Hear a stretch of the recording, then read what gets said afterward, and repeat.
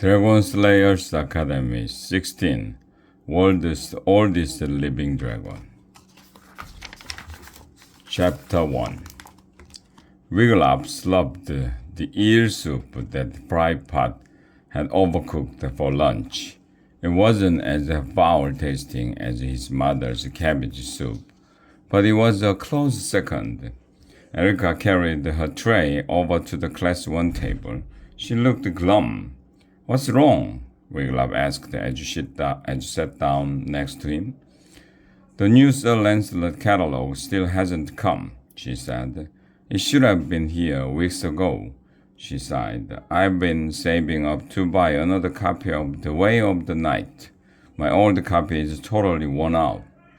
Just then, Lady Lobelia, clad in a gown of Lobin's egg blue, clinked her spoon on a goblet. She stood up at her place at the head table. "I have an announcement," she said. The lads and lassies stopped whining about the food to listen. "There is more to life than hacking and whacking, lads and lassies," Lady Lobelia said. "There's also community service." "Uh-oh," said Angus. He had gobbled up his eel soup and was eyeing Wigglytuff's bowl. "Sounds like more work." "But good work," put in Erica. "We future dragon slayers must always help the less fortunate." Wigglytuff shoved his soup over to the ever-hungry Angus. He glanced at Erica. It was just this sort of goody-goody talk that helped her keep the future Dragon Slayer of the Month medal pinned to her DSA tuning month after month.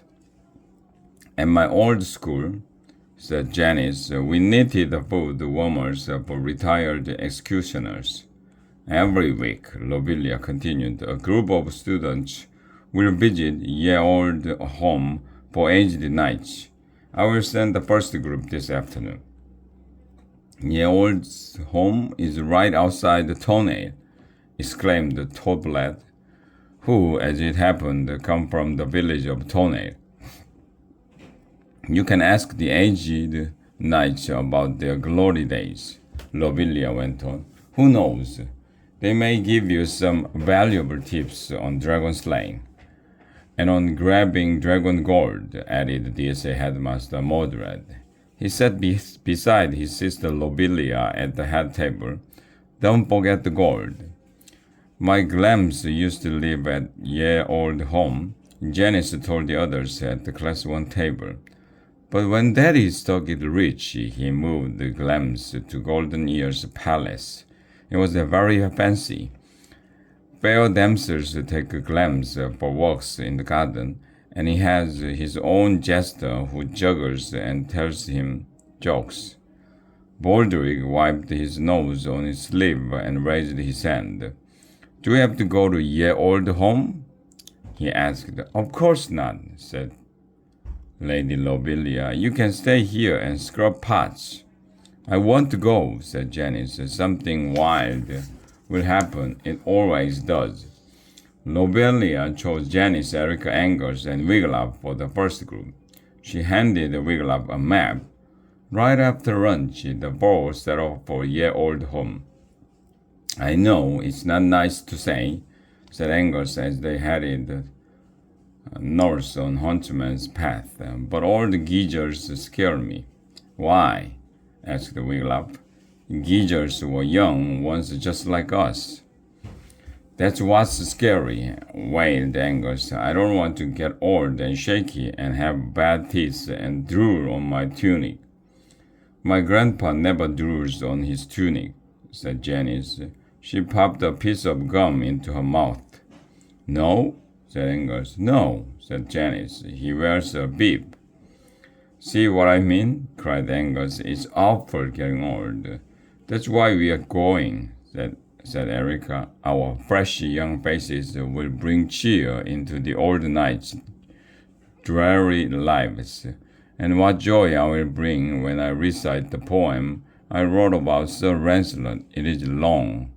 she added, but I memorized the whole poem. When they reached the toenail, Wiglaf looked at Lobelia's map. We must head that way, he said, pointing east.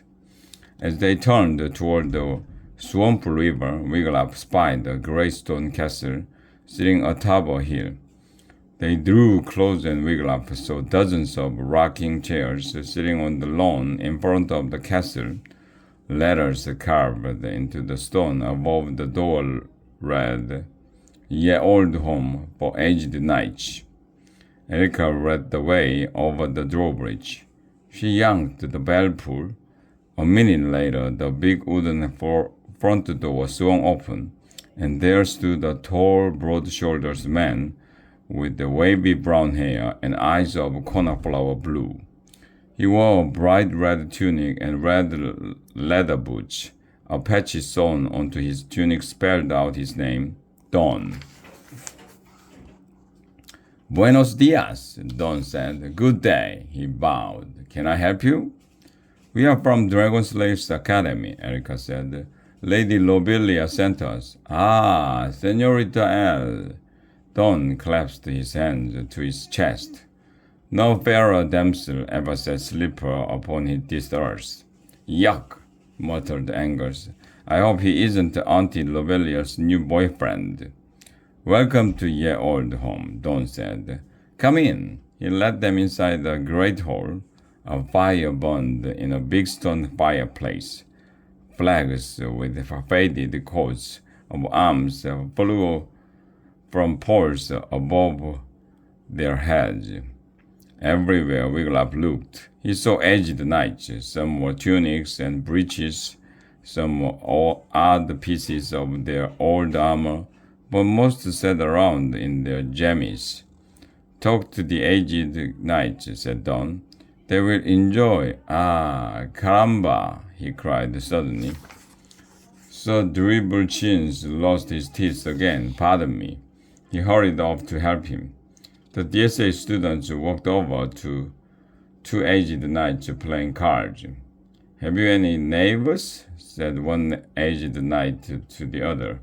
Ha ha, no, cackled the second. Go fishing for it. The first aged knight drew a card from the pile. "'Tis a knave," he cried, showing his card. "I get another ton." "That's no knave," said the second aged knight. "That's a jester." "Same thing," said the first. "'Tis not," cried the second. "'Tis too," cried the first. The aged knights kept arguing. They didn't seem to notice the DSA students.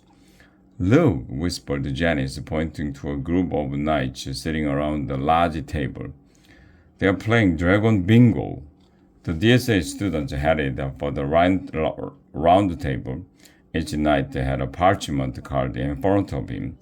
The cards were dotted with small flat stones. Letters at the top of the cards spelled out DRAGON.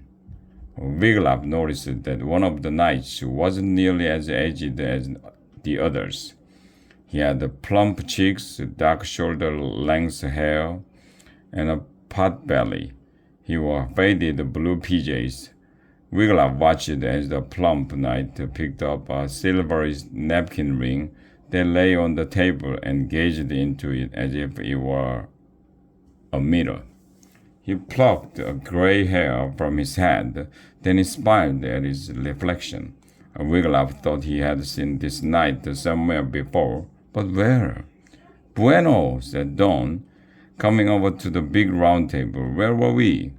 He picked a tile from a box and called, "Numero G32." All the aged knights who had G32 on their cards covered it with a stone. Wiglaf nudged Erica. "Look at the chubby knight in the blue jammies," he whispered. "Does it look familiar?" "Where?" said Erica, looking around the table. Don reached into the box and took another tile. "Numero N5, he called. N5?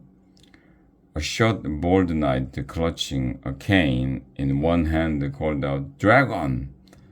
That's the only way you will ever get a dragon again, Roger, cried the skinny, hunched overnight with poofs of curly white hair. On a game card. All the knights at the bingo table cracked up. Stuff a sock in it. Pulled up, cried Sir Roger, waving his cane in the air. I've got dragon, I tell you. Pooh, Roger, said Sir Pulled up.